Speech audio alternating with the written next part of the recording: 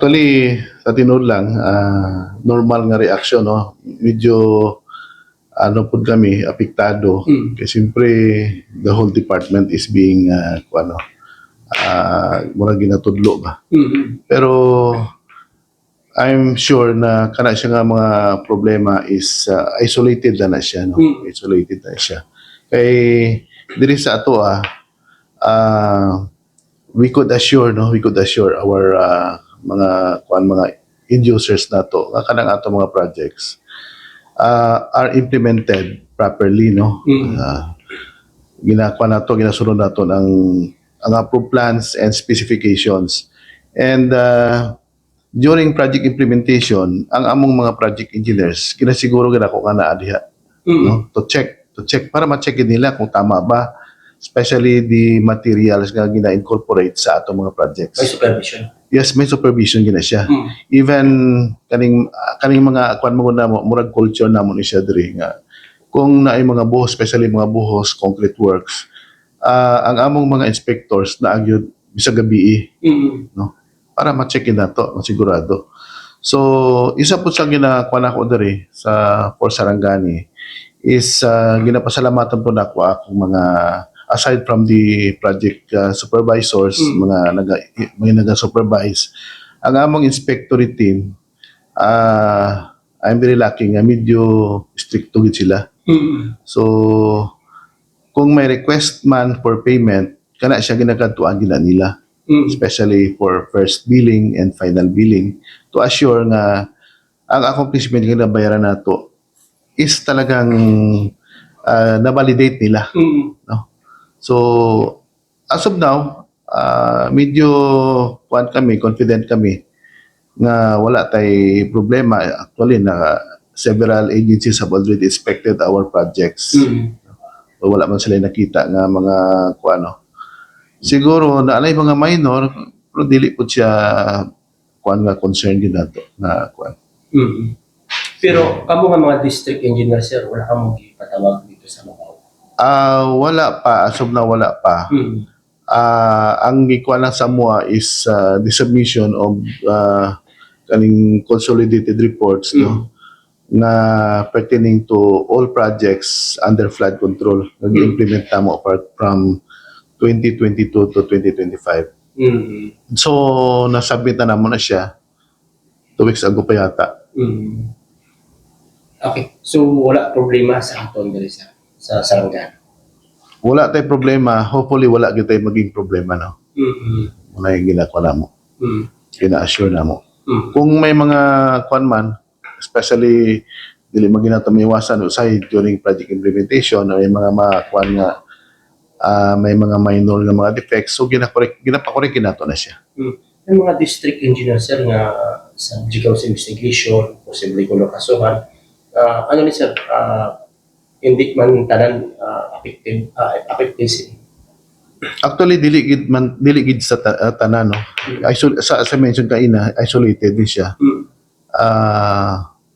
Siguro sa ibang areas, no, siguro medyo nag-relax sila, especially sa pag-supervise ilang project, sa pagbantay. Pero din sa tuwa, different case kay ginato na siya. Kung ako pagani, kung pwede, ako mismo mag-inspection para makita, personally makita ko na ako ang quality sa atong projects. Okay. Kumusta rin mga project na karon, sir? Atong mga drainage, atong mga nasuga ng proyekto sa Sarangani? Ano updates? As of now, ongoing, na naman tayo mga nahuman, no? Na pa yung mga kwan nga ongoing. Pero so far, halos going smoothly naman ang atong mga implementation. Kaya kita manggod, aside from our mga inspectors, kita nagka-coordinate po sa atong mga local officials. So, kung sa mga concerns, mga maka-apekto sa atong project implementation, I encourage also the local officials to check also kung ano po sila, kung may time mag-send po sila ilang inspectors. So wala na problema, sir, sa mga privado nga duta ka magyan sa mga trainings na city na? Natay mga concerns, no, especially sa mga private landowners. Pero kana siya gina-manage nato nga dili pod sila kanang pan ba, dili pod sila kaayo maapektuhan ma-implement na tong project.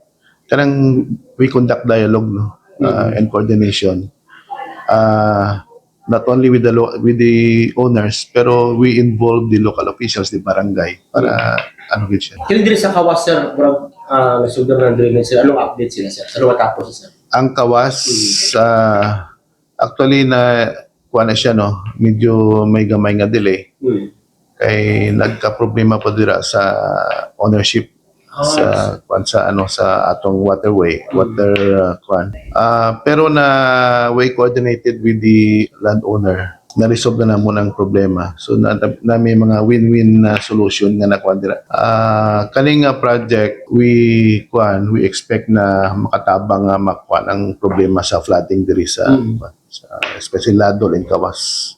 Speaking of delay, sir, kung may problema ba or na ma-delay nga project, sino ba ang dapat na managot nito? Is it the DPWH, the LG, or the contractor? Kung ang cost, depende sa cost of delay, no, ma-attribute nato na siya especially sa kung ano kanang dili pod kontrolado sa contractors, like mga weather, mga problems sa right of way. Kay usahay magot kining right of way problems nag-arise ni siya during project implementation na. During PDE stage wala pa ni siya makita kay na may kuan nga mga ingon nga okay lang, pero pag abot di ay nagakambyo ilang mga ano ba, mga ilang mga huna-una. So kanang mga problema is are not attributable to the contractor kay dili na nila kontrolado.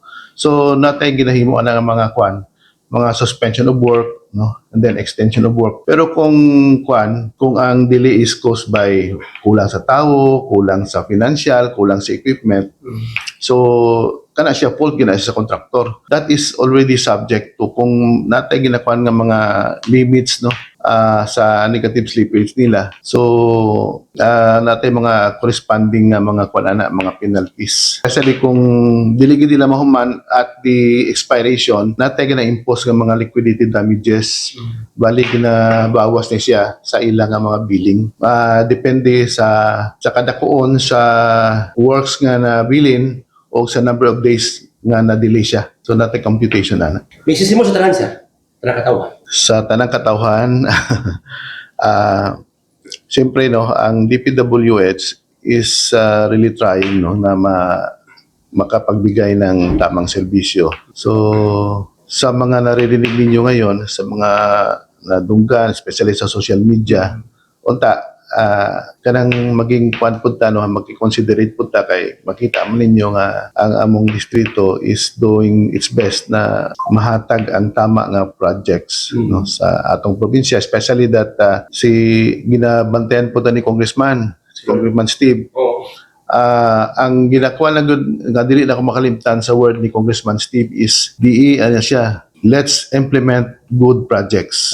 Maula na iyang kwan yun, ginabalik-balik sa kuha. Do not sacrifice, kung sa may mga kwan diya, implement ginatong projects na tama. So, mo po na akong ginaano po siya kay Congressman. Sir, Salamatan. speaking of sa giingon ni Congressman na good project, sir, unsa pagpaniguro sa DPWH na kanang dili siya temporary nga kanang solution lang ang mga projects ang ginagawa. Of course, no, dapat pangguna siya, makuha na to sa tanan, ma-cascade na to sa tanan ba, especially diri sa opisina namo, na tayo ginakuha ng mga right projects, right planning, no, right project implementation, being implemented by the right people. So dapat makuha na to nga culture diri sa opisina, and even with our contractors muna ginakuha na mo nga we will never allow, no, kanang mag-declare sa project nga completed unless, no, nakita na mo nga tama ang pagkahimo o tama tanan ang materialis. So that's after kaning conduct of inspection and validation of our respective team. Pila ba ang sir, ang ongoing nga project? Actually sa ato adri for 2025 damay lang atong flood control kay lagmay man po ang kuha nato, no. 16 projects worth mga 800 lang sa ato. So it's implemented all over Sarangani, several locations. Kung mga contractor, sir, nga sa contractor working 17 ka project, Nata is high tone pero I assure you na maayo man ang ilang performance dire.